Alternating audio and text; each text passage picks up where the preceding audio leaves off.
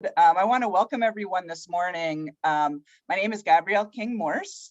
I am the president and CEO of the Center for Women in Enterprise, and I'm really excited. Want to thank all of you for being here this morning for our very first Women at the Center event. So for those of you who are learning about CWE, we are a certification and training and technical assistance organization that serves women who see entrepreneurship as a means to economic empowerment. We get to work with close to 5,000 women entrepreneurs annually, and we have women business centers across New England. So tell everyone you know, we're here to serve, we're here to connect, and we'd love to meet anyone who'd like to connect with our services. So Women at the Center is a thought leadership series that we're launching, and it's really because we know that women are at the center of our economics, of our communities, of our families, and there are many issues related to women in terms of their ability to be entrepreneurs. And this series is not just about entrepreneurship. We're gonna primarily talk about entrepreneurship, but we're also gonna talk about, in this series as we move forward, how does health affect women and their ability to be economic empowered? How does the salary gap in the workplace affect entrepreneurs? Why are women becoming entrepreneurs? What's going on in the workplace? What are their other choices for economic empowerment? We could take a deep dive. We talk a lot about how women don't get funding for their businesses. Well, what money is available? Let's talk about what is possible. Let's look at that. So today we're looking at the multiplier effect. And that is really where the title for the Women at the Center came from, because we know that when women succeed economically, we all succeed. There's a multiplier effect. When women have strong businesses, it's not just them that benefit. Their families benefit, their community benefits, the economy benefits. I'm going to wrap up quickly. We got started a little late, but two things. One is that we're going to put into the chat by a bio link, so we don't need to take time introducing folks. So please take a look at that if you want to see who's speaking this morning. In addition, we're going to have a Q&A time at the end, and I would love it if you have questions as you go, just throw them in the chat. We'll be monitoring those, and I will be getting those to our moderator at the end. And the last piece is, as you're listening to this, if you have thoughts about topics you'd like us to cover in future Women at the Center events, throw them in there, or reach out to me directly. I'd love to hear your ideas. This is really for all of us to learn. We're learning through this. What do you want to see at future events? Last but not least, I want to introduce our great, fabulous moderator, Desiree Allen, who's here with me now, who's from the Federal Reserve Bank of Boston and on our board of directors. So I couldn't be more pleased. Welcome, Des.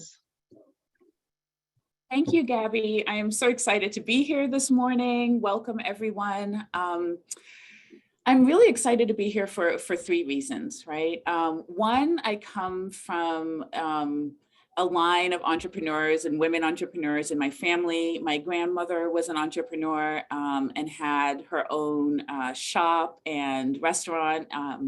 My mom was an entrepreneur and had a flower shop in Back Bay Station for well over a decade, right? And that allowed her the flexibility to come to my games when I was in high school. And I had a little bit of the entrepreneurial bug and launched a small startup several years ago. And so, entrepreneurship is one of those things that's always been a part of who I am. My career has always been focused as well on sort of transforming economies, creating economies that provide viable economic opportunities, particularly for those who are often undervalued in the economy. And I think women, unfortunately, tend to be a part of that population. And so here at the Fed, I'm an assistant vice president in our strategic engagement team, which is part of our community development work. And we really are identifying ways to support economic resilience in our communities. And I think resilience is particularly important coming out of the pandemic. And so I'm really excited for today and to get to know these entrepreneurs, to hear their stories, and really to talk about the impact that they're having on their families and their communities. And so with that, I will jump in, I think, and invite everyone to come on screen so that we can get started. Great.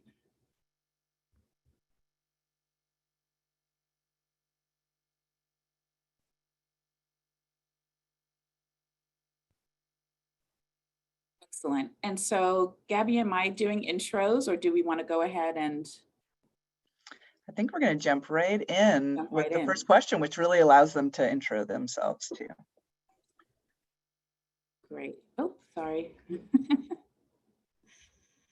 Welcome, everyone. And so thank you for taking time out of what has to be busy days as you are running your businesses, and for several of you also running your families, right? And so I want you to take like 2 minutes or less, right, to introduce yourself, tell us the name of your business, and then what brought you to CWE?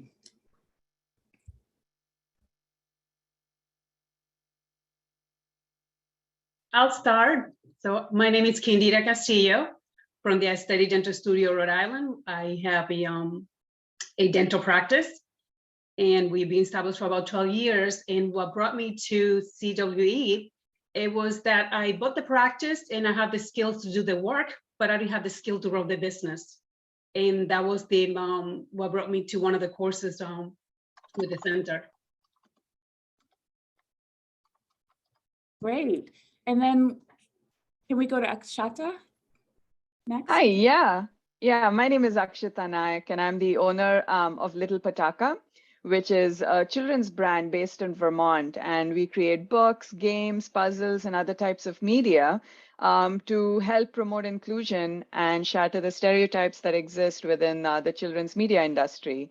And what brought me to CWE was similar to what brought Dr. Castillo to it, is trying to find ways to learn how to do parts of the business that you know nothing about or are not comfortable with yet. And also the incredible network that it has opened up for me in being able to reach out to so many other entrepreneurs for advice, for help, to offer help and advice. And so that's what I love most about being here. Wonderful. And Katrina, can you share a bit about your journey to CWE? Well, good morning, family. I am Katrina Conrad, founder and principal of Conrad and Associates, LLC. We are a construction diversity compliance consulting firm specializing in workforce development programming and training, as well as HUD Davis-Bacon labor requirements. I also serve as the program manager of Work2, a construction training facility based in Roxbury, Massachusetts. I have always been a fan of the services offered at CWE and have encouraged other budding entrepreneurs, particularly my clients, to tap into the resources offered within your organization. So thank you for having me this morning. Thank you. And so let's go ahead and dive on in. Let's start with like the obvious, right? So you started a business, or all three of you started a business for your own sort of success or return on investment, if you will. Can you tell us a bit about how this business has impacted you and your aspirations and that of your family? And we can go in similar order, please. Okay, so starting the business was a very interesting event for me, a journey, because I'm the first one in my family to be an entrepreneur. So being able to develop that opens the door for a lot of opportunity for me, for my family, and also I see it as an opportunity as well for the community. Being a Latina and being in the business of the health have created or have molded me into a model which I take advantage of to be able to help other of the kids when we do presentation, I'm able to become a model. But one of the things that have impacted the most is being able to help my own family. I have a cousin that recently had become a physician, and being able to help her is one of the advantages that I have through my business. So there has been a lot of opportunity that being a business owner, being a woman, and a role model have helped other people as well. Wonderful. Yeah, for me, for me, it's been similar as well, I would say. It's always interesting to see coming from different backgrounds, but having similar aspects to our stories, however different the others may be. So for me, yes, I started Little Pataka because I was home with my daughter during the pandemic. She had just turned 2, so her interests, she was learning more about what she liked, what she didn't, and she was starting to speak more using her words. And so I started looking at the media that was available to her and noticed that there were so many, just stereotypes to begin with. Boys are twice as likely to be protagonists, while girls are twice as likely to use magic to solve problems in children's media. And that, to me, as a woman of color, an immigrant, a business owner, a mentor in my community, a clinician, a scientist, was insulting on multiple levels. And so I wanted to do something about that. And that's how I got started with Little Pataka. And for me, immediately with my family, I see it in my daughter at her school now. When they're all playing and having fun, she actually says, "Excuse me, I need to go and take this very important business call," and goes, she's all of 4 now. And so she goes to the corner and pretends like she's on this important business call and says, "Okay, call me back." And she gives them my phone number because that's what I repeat on the phone all the time. So that, and also for the community, my books that we have published were chosen as the staff pick in an independent bookstore in Vermont. The books that I've written are not in English, they are in 2 Indian languages. So it's about teaching new languages. And so to see something like that being given a stage in a small state like Vermont, it's rural, it's consistently called the second whitest state in the country. So to see something like this finding its place, I think is very exciting. So those are the 2 big things I would say. You. Tina? So for me, building the necessary confidence in myself has just simply rubbed off on my children, my colleagues, and associates, right? Surprisingly, I find myself engaging my son's friends in conversations about their aspirations and goals. And it's funny that they actually add value to the conversation simply out of curiosity, right? So I actually started a landscaping division under my umbrella just to offer my son and his friends an opportunity to earn money, but more importantly, to understand you need to actually identify something that you want to focus on after high school. What's next for you all, right? So we were able to kill 2 birds with 1 stone. They're asking questions. They're applying themselves in the different training programs that are around the city, simply because my mission under my umbrella, even at work too, is just to build a pipeline of future workers in the industry, right? And I have to start it at home. And that's the best thing that I can honestly say came out of my entrepreneur dream and pursuit in growing Conrad and Associates. Thank you. Thank you. What I heard in each of those stories was pioneering, right? You 3 are pioneers, whether it's in your industry or for your families, right? And that there are going to be generations to follow, not necessarily in your exact path, but to be inspired by it and to now have such a broader purview of what's possible and what can be done. And I know as a 3rd generation, in the line of entrepreneurs, I know how important that is to have those role models that come before you and you say, yeah, I can do this. So that's really exciting. I wanted to go ahead and ask each of you a bit of a follow-up. Dr. Castillo, the positive impact of your business, not just on your immediate family, right, but on your extended family. You talked about that a bit. Can you share also perhaps what has that meant for your community, the community around you?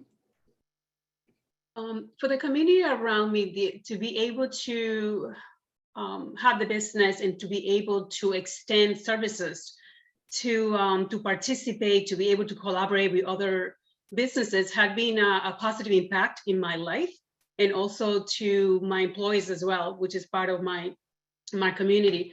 When I think of the business, I always think about, so who is in here with me? So I think of my employees. I think the mailman that comes here that sometimes has a question about, what do I do if I have a toothache? I think about how representing the business into other high school. We have high schoolers to come to the office because they want to know, how is it to be a dentist? How is it to run a business?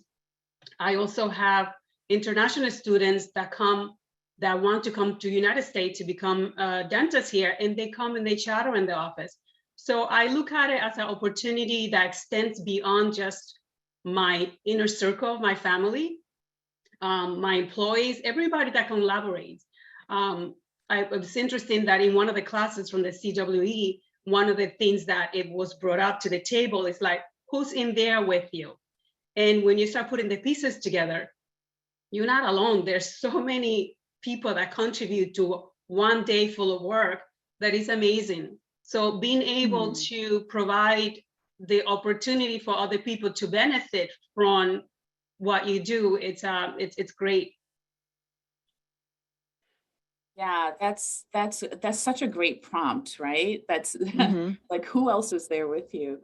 Akshaya, I have a similar question, but a little bit more a slightly different, right? When I think about your business, I mean, the first thing that came to mind for me was, oh my goodness, this would be so cool for my son. So my husband's from Mali. His first language is Bambara. And I'm like, I don't know that I've ever seen a children's book in that language, right? Yeah. And so I guess I'm just curious, as a pioneer in this space of sort of elevating, I think there was a term that you had for it, but languages that aren't necessarily widely spoken. Do you have, like, what is your like big, bold vision for like the broader impact beyond Vermont? Yeah, definitely. I think I started out with looking at what I call uncommon languages, right? When you think about languages being taught in America, English, yes, Spanish, and many, Mandarin maybe. And so, but there are so many other languages in the world, and there are so many that are at risk of dying out. And so I initially started, literally, this whole business idea should have been a $125 book. Like, that's what it started out as, that I wanted to make for my daughter for my own native language. It's Konkani. It's a South Indian language, coastal area in India. And I never grew up with books, like you said, for your kid. I never grew up with Konkani books because they didn't exist. Konkani didn't have a written script for a long time. It was passed down orally. So I started the book for her, and I should have been done with that. That's why I said $125 book should have been enough. But I realized that there were many others in the world that, could definitely benefit from something like this. And but that's one portion of what Little Pataka does. Overall, there is much more that we do. I started with this because the idea was in my head. It was easy to put it into concept. The big, bold idea is to choose about 7 or 8 languages across the world for the Learn a Language series, and create books that are introductory books. How do you engage with cultures? How do you engage with a country when you travel? You look at language, you look at food, you look at music, you look at traditions, right? Those are the ways you sort of plug into it. And so those are the types of things I would like to do about that culture, that language, and produce it in that. And then, of course, the other portions are looking at marginalized communities and seeing how we can tell their authentic stories as well.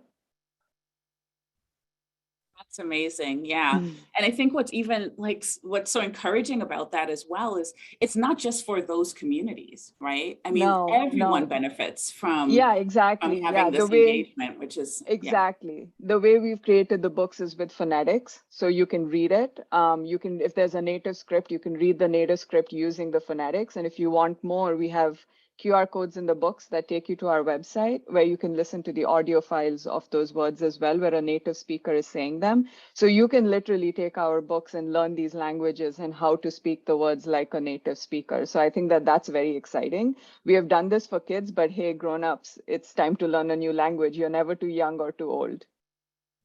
so true. So true. And if you've ever like read anything about like how to keep your brain nimble as you get more years under your belt, like language is trying everything I can not to say older, right? Language is a key driver of that. Yeah. Thank you. Katrina, a similar question, but I really want to highlight for the audience, right, who may not be kind of aware of how difficult it has to be in this particular industry as a Black woman in New England, right? This is not easy what you're doing. Can you share a bit about what your aspirations are for the industry? Because I get a sense that when you say build a pipeline, it's not just about employing those workers. I think I shouldn't say just, but employing folks and creating career opportunities is phenomenal. Yes, ma'am. And I get a sense that there's something beyond that you're aiming at. Thank you for asking that. I call myself the Southern Belle trapped in New England, right? So I'm originally from North Carolina, and obviously a woman of color trying to tap into a male-dominated industry. That is a struggle in itself, right? And a wise woman once told me that the gift of confidence is a wonderful gift that you give yourself and others. And I have been fortunate over the years to have mentors that come in and nudge me. Keep going, Katrina. It is possible. Keep going. You have to see it in yourself. And with that being said, I know for a fact that I can build this pipeline simply because I try to spread that good karma to everyone that I encounter, right? In the city of Boston, the labor benchmarks in construction under the Boston residents job policy is 51% Boston residents, 40% people of color, 12% women. And for the last decade, I have been pushing, working my hardest to create that pipeline. Understanding that there are a couple of shortcomings, right? A couple of opportunities that are not expanded to certain audiences. And that's where I come in. I create that programming, I create that training so I can continue to show the city that there are viable candidates in the city who want these opportunities, these high-paying, lucrative opportunities. You know, it's all about generational wealth, right? And when it comes to, like the young lady had mentioned earlier, some of these marginalized communities, we're not necessarily tapping into those opportunities. And I want to break down those barriers. I want to ensure that everyone has a fair chance at understanding that the building trades is a lucrative opportunity. It really is. And it's just key to me. And I strive to continue to build that pipeline by all means necessary. Wow. Yes. Wow, indeed. Wow to all of you. I'm not sure if you're able to see the chat, but it's clear from the audience as well that they're feeling the goosebumps that I'm feeling, right? It's you know, we always speak about the role that women play in this economy, and it's just amazing to hear these stories, and they're more than stories, right? They're real. To hear about these experiences that are just phenomenal, and we're going to see the impact of them, you know, for sure. I'm walking away inspired, right? Katrina, I'm going to call you and say, hey, I need someone to do some work for me. Can you help, you know, because this is how it happens. It's through networks, and it's through understanding that, yeah, there are folks out there doing things, and it's exciting. I know we've talked a lot about the positive impact that you've had, and we all know that there are challenges in starting up businesses and growing them, right? It's, you know, starting them is one thing. It's a different thing when, you know, clearly the aspirations go beyond that one book, go beyond, you know, hiring those 10 employees, go beyond having your practice and just attending to, you know, clients, right? You're looking at the whole ecosystem around you. What is it that you need to really kind of reach these aspirations? How can you be supported by the broader ecosystem to achieve these goals? We can switch it up. I know this popcorn style, whoever wants to jump in first, but just curious, what are the challenges you're facing and how could we help you overcome them?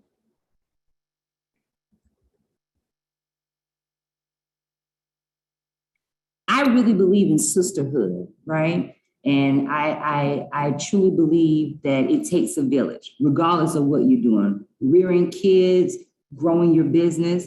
My struggle, and I will easily admit to it, has just simply been trust, right? But when you literally build you a strong network of individuals who too have dreams and goals similar to yours, then it's a win-win situation, right? I would love to expand this discussion, this conversation with all the panelists, right? Simply because I actually see a little bit of me and the struggles I've had over the years in each of their endeavors, right? And it's a learning situation, right? We learn, we grow, and we continue to offer in our experiences with others so they won't make the same mistakes. And I think there's more value in that, just building, again, that sisterhood of like-minded individuals who too understand the struggle, but more importantly, see the light at the end of the tunnel, knowing that we're going to get there.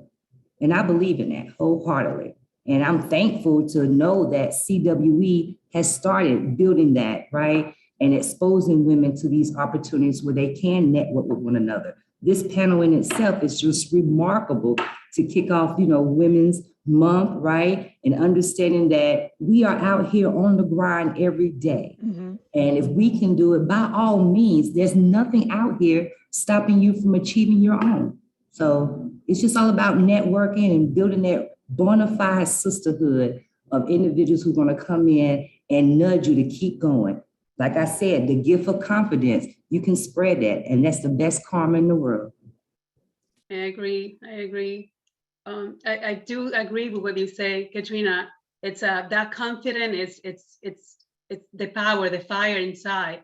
And one of the things that we always have is, what would I do if I can go back 10 years? You know, what do I do different? And that's the thing that keep coming back. And when you think about what would you do different, I always think about, I would definitely use my resources better. There's so many resources there. And I always tap on that with CWE, because I benefit from the beginning of the resources and the contact and the networking that I did while I was taking my course there.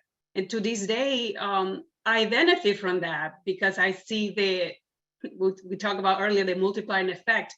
I see the little help that I received then, how that created such a drive for my business today. So that networking is amazing. It's something that we have to create, especially small businesses. We need the support of each other to grow, to succeed, to be able to help each other. So I definitely agree with you, Katrina. Absolutely. Yeah, I would agree with everything said as well. And trust, I think that trust and confidence definitely play such a big role in any entrepreneur's life. And for me personally, and especially for Little Pataka, I think when I first came up with this idea and how it evolved, and I put the books out, I had my Kickstarter campaign last year. I remember hitting submit, publish the Kickstarter campaign and sort of sitting in a corner in the fetal position, just rocking back and forth going, what did I just do to myself? What makes me think people will give me money? It wasn't like the brand existed already and had a following and I was trying to launch a new product. I was launching my brand with a Kickstarter. And honestly, that I wanted to raise $10,000 and I thought it was impossible. I crossed it in 5 days, and those 5 days blew my mind because of the number of emails I got, the messages I got, just people saying, oh my God, we need this, and all the people who stood up with me to say we need this. Kickstarter campaign pledge averages are $25. Mine was $132. So people who stepped up big. So by the end of it, I was at over 160% of what I wanted to raise, right? So that just the confidence that gave me allowed me to then reach for something else that seemed completely improbable, which was I won the next gen pitch competition by WeBank.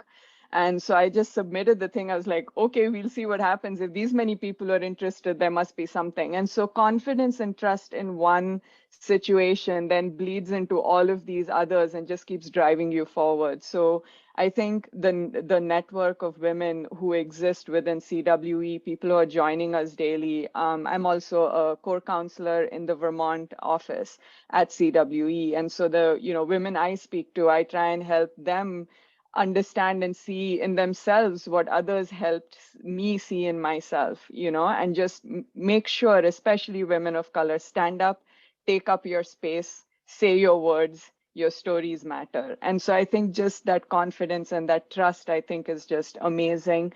And if any of you want to support me in my next crazy venture, then I have another Kickstarter campaign happening at the end of this month.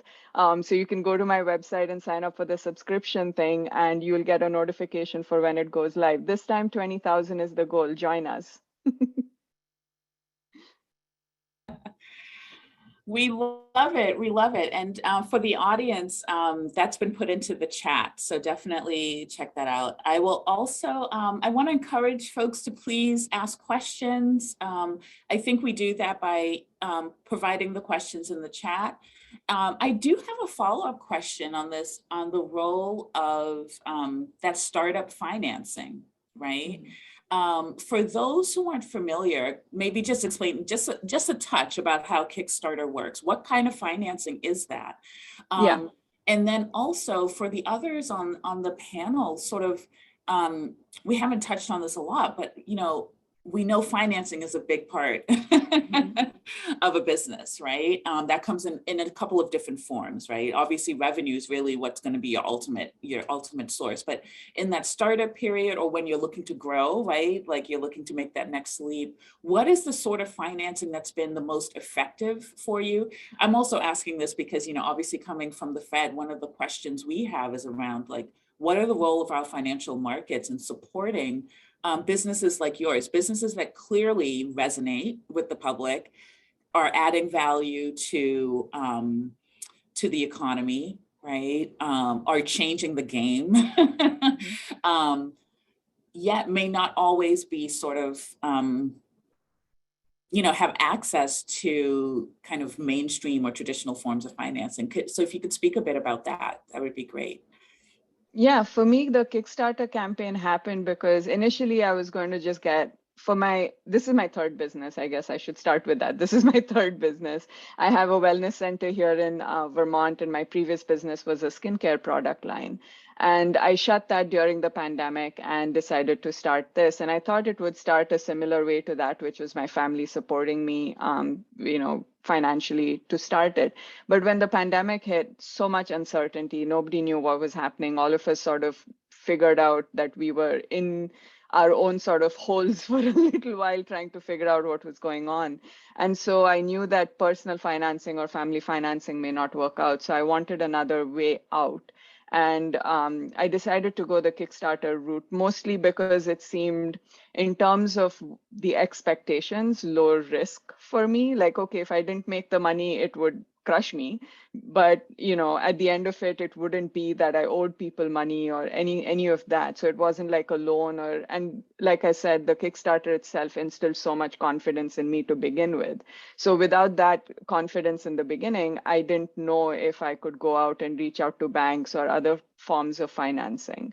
And so that's the reason I did the Kickstarter. And the reason I'm doing it again is because still I'm a small company, and these what I realized last time was the pre-orders really helped me figure out how much to order, what to do, how to do my messaging, figure out my customer base. Like it gave me so much information from that. So I figured I'll do another one to just reevaluate it, because the products I'm launching this time are in English. They're not the Learn a Language series portion. So now the customer impact will be different. And so this is just another way for me to sort of do a bit of an experiment and see what else I can learn about myself, about the products, about my customer, and then move it forward. So that's kind of why I did that. It's a rewards-based crowdfunding, fundraising pro platform. So you create different tiers of rewards, and based on how much people pledge towards your campaign, they get certain rewards back. And in my case, it was because I did the books. They could get pre-order the books, essentially is what it was. People do like t-shirts and mugs and all kinds of things. But in my case, I was giving the actual product out. Thank you for sharing that. And Yeah. you know, essentially, it's a soft form of financing, and I think you Yes. raised the most important part, which is that the risk to you and to your family and to your economic stability and resilience is mitigated with that. Especially in the pandemic, when there was so much Yes. uncertainty around. You know, my clinic was closed, and so that, in terms of income for me, that had reduced. I had just closed the Orange Owl down, so that was reduced. Yeah. So for me personally, this just seemed like a decent way to judge a lot of things and see if I could find my way out. That's great. And if you really think about the amounts that you needed to get started in the grand scheme of things, it wasn't that much. Yeah. And so I do think, you know, what I'm hearing here is the opportunity, you know, this soft capital at important inflection points, a little goes a tremendous way. Like when we think about the impact that you're having for $10,000, I mean, the math is clear, right? Yeah. In terms of the Exactly. return on that. Yeah. Yeah. And that's what I'm saying, even for the new one, is that you should sign up for it, even if you don't have children. Pre-order it. And when you get the product, donate it to a school, a library, an organization. It doesn't have to be just for your kids. You're having a direct impact on the diversity, inclusion in children's media when you support the Kickstarter. So even if you don't have kids, do it. And I have businesses in Vermont and elsewhere that are signing up at like $500, $1,000. And they've told me I can donate the products that they pre-order to a school of their choice. So they're having a direct impact on inclusion and diversity right away. And because they're supporting my business that has this as its main focus, the work will continue. Excellent. Yeah. I would love to hear from the other panelists. Yeah, Dr. Castillo. So my business started a little bit different. I started with my $10,000 that I have as a down payment. That was all I had, and the business, all the funding was through the bank. Fortunately for me, the business, the dentistry, it's the success rate is a little higher, so it wasn't a lot of inconvenience to get the funding. However, I didn't have any collateral. I didn't have a house. I didn't have. That's it. So the collateral was really the equipment that was going to the practice. So if something went wrong, pretty much everything would go. But luckily, I was able to work things out. And one of the things that I always go back and think, how was things and what would I do different? This is a question I always ask myself.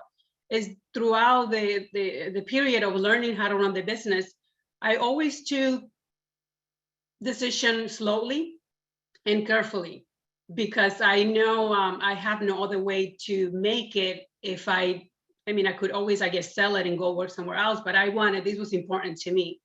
So one of the things that I did, all the decision was always carefully thought.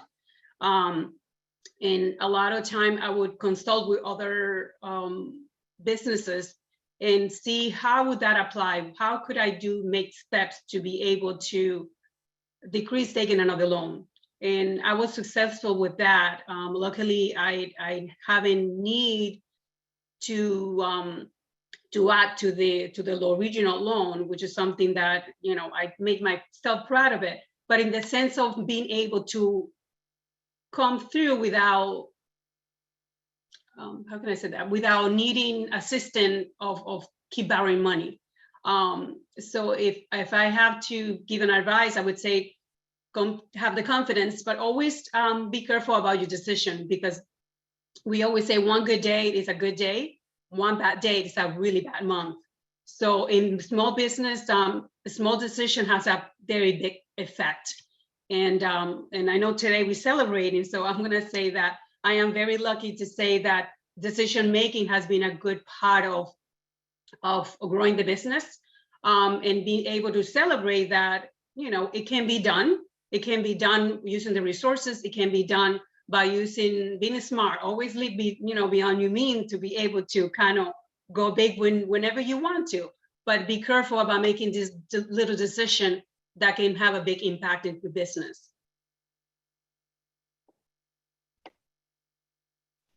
Thank you. Katrina, did you want to? Oh my, I'm kind of scared to answer this question. Ooh, I totally went non-traditional, right? As a proud single mom, you know, I believe in cutting coupons and just finagling all kinds of things, right? Robbing Peter to pay Paul. But as an entrepreneur, I had to tap into what I call the bartering economy, right? So I will barter my services with another contractor or another vendor, if you will, just to ensure that I had everything I needed under my umbrella to move forward, right? I have over 25, I'm showing my age, 25, 30 years of administrative experience, right? So a lot of contractors fail to have the necessary back office support to grow their business. So I would in turn offer my administrative services, in turn that they would offer to train my students, right? Or offer to take my students on to different construction sites so they can understand what it's like to work in a real life setting, if you will. And that in itself offer them a little shine to their business, more exposure. They grow, I grow, we now are a team, and we're all building our business as a collective.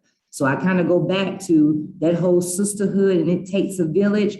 Sometimes you have to go the non-traditional route as a business owner in understanding how to grow financially. So I hope that's wise information that others would take on. Thank you.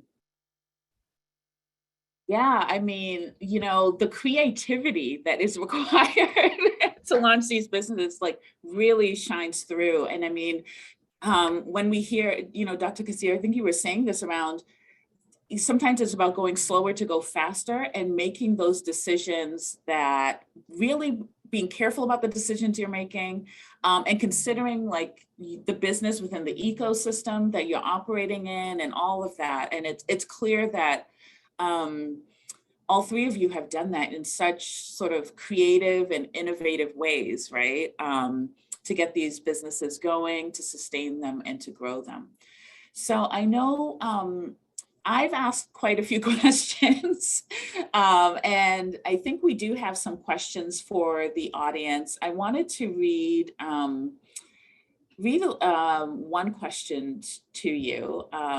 We've talked about the businesses and kind of the idea around of the business, right? Like what's the business idea? But Josephine, I hope I said that properly, said, you are all so inspiring. Thank you for sharing your stories. How would you describe what inspired you to take the leap to start your own business, right? Meaning you could have all been in the workforce, let's say, right? What was it that inspired you to become an entrepreneur, to become your own business owner? I know a little bit about each of your stories, and I know that this hasn't been necessarily what you've been dreaming of since you were, you know, a little girl, right? I think your families or yourself may have had other aspirations that may have been the more traditional route. So what was that tipping point to entrepreneurship?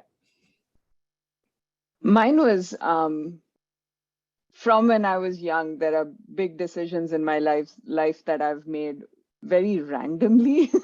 So I can't say that this was a very well thought out plan, honestly. My background is I have a master's in biochemistry and a master's in nutrition. So business was nowhere in the picture.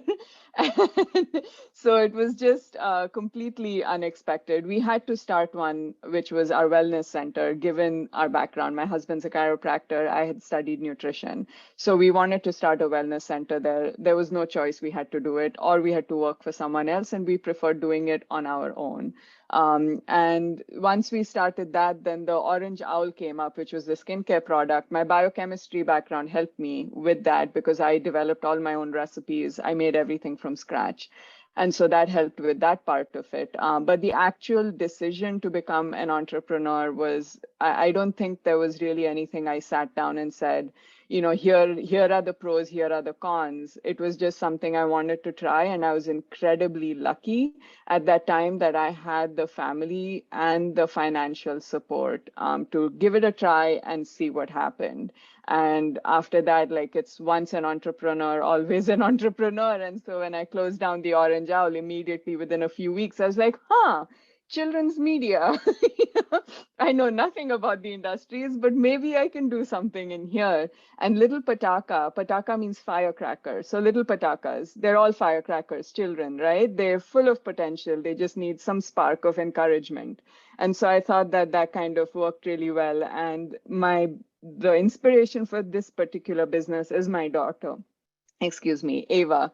Everything about her, including down to the fact that when we decided to figure out our illustration style and everything else, I spoke about her so much that we started with an illustration of her and built the brand on it. Even the name is, for her. She is nothing but a firecracker. Like, she's a small little thing that's going to have a big impact someday. And I believe that honestly for all children. And so that's kind of bit of random, but found my way to what I wanted to do. And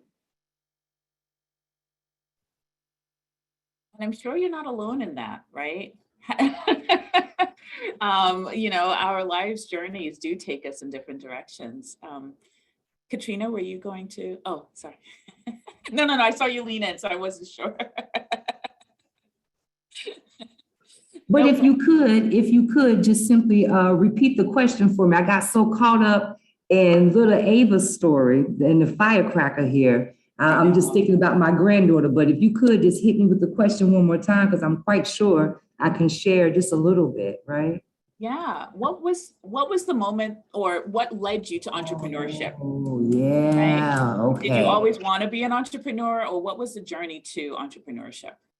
I must tell you, I worked for one of the leading affordable housing developers here in Boston, and I worked for Suffolk Construction for a spell. And each of these entities had the responsibility of meeting these benchmarks in the city of Boston. And I have a suggestion. Oh, there's no budget. I have a suggestion. Oh, we can't do this. We don't have the capacity. Well, doggone it, I'm going to make this happen, right? I see it. This is the solution. Someone needs to trust me. And I just simply found the confidence to trust myself in pushing the envelope and banging on doors to ensure that more opportunities were being offered in the city to individuals, right? I was once that job seeker, if you will, trying to find my way, trying to find a real career that made sense for me and my lifestyle, if that makes sense, right? You can only be an administrative assistant for so long, but what's the real pathway, right? And then once I fell in love with real estate development and that morphed into construction, it was a win-win. I'm like, yes, I'm coming back to my tomboy days. Go Tonka trucks, right? So, I mean, it's just this crazy thing that I thought was just simply in my childhood phase. I found and appreciated that newfound love and was able to bring that to a whole new audience who would have never dreamed of considering construction or the building trades as a real pathway. And it's even more of an inspiration simply because I'm doing right by the city, right? The city that embraced me when I came here as a single mom, not knowing anyone. This city embraced me and showed me a real path. And I want to make sure that I pay it forward. and also offer that opportunities to others who are in that same situation, right?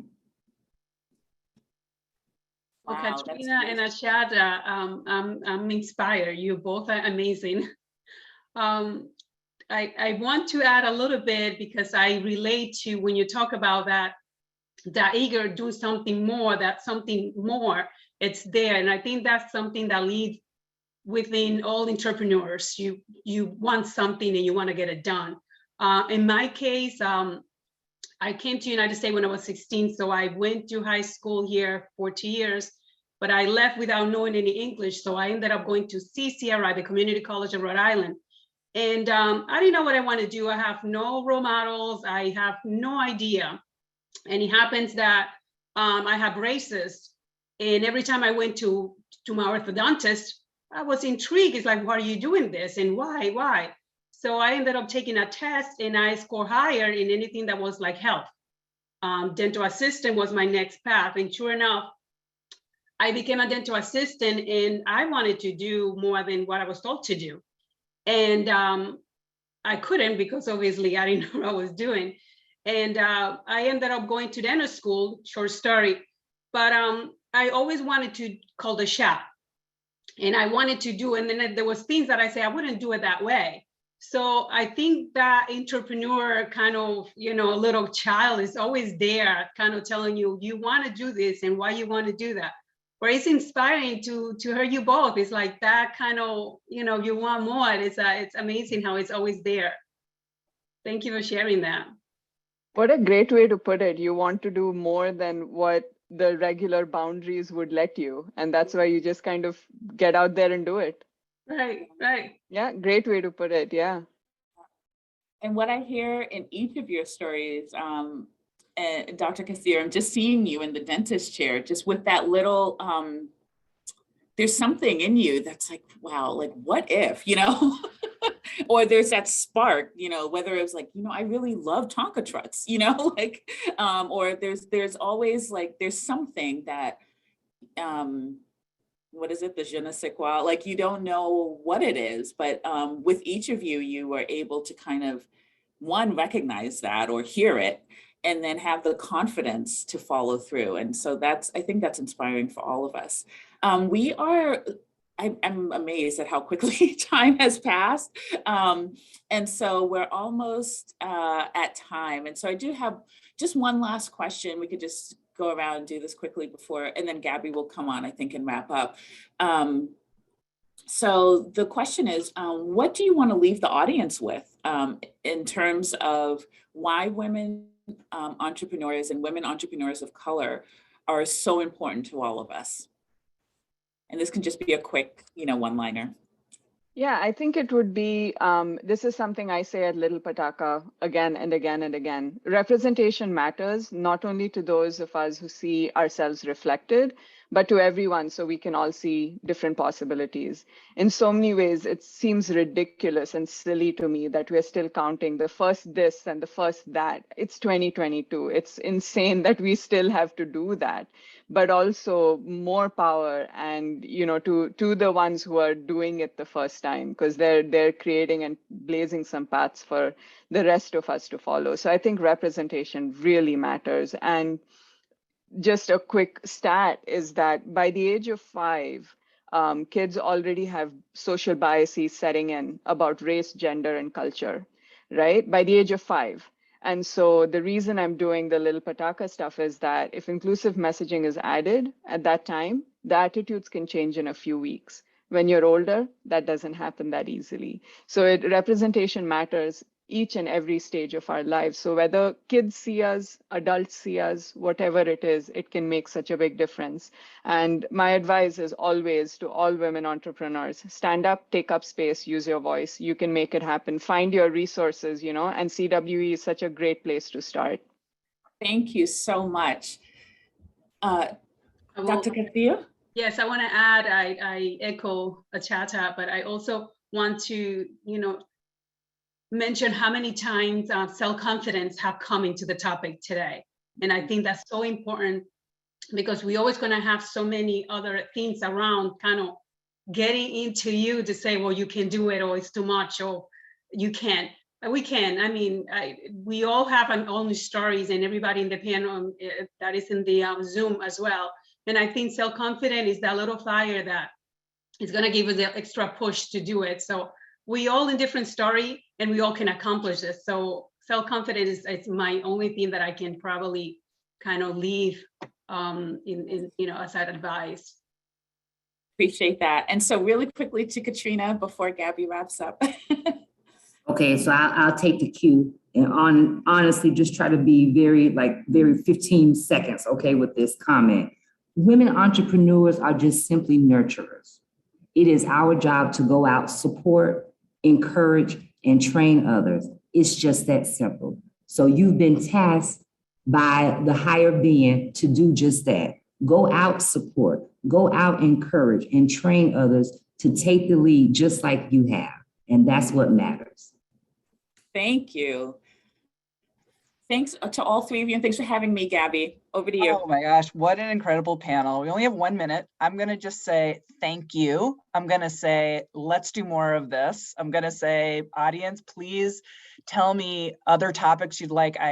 This was incredible. I want to thank you all. And finally, I just want to share that on April 6th, the Center for Women in Enterprise is going to have our annual fundraiser and celebration of the women who lift up the world. And you're meeting 3 of them right here on our panel. But we're actually going to be celebrating 25 of them. And the link for registration, you can join us for free virtually. We're going to have an in-person, we're going to have a party. So join us for that.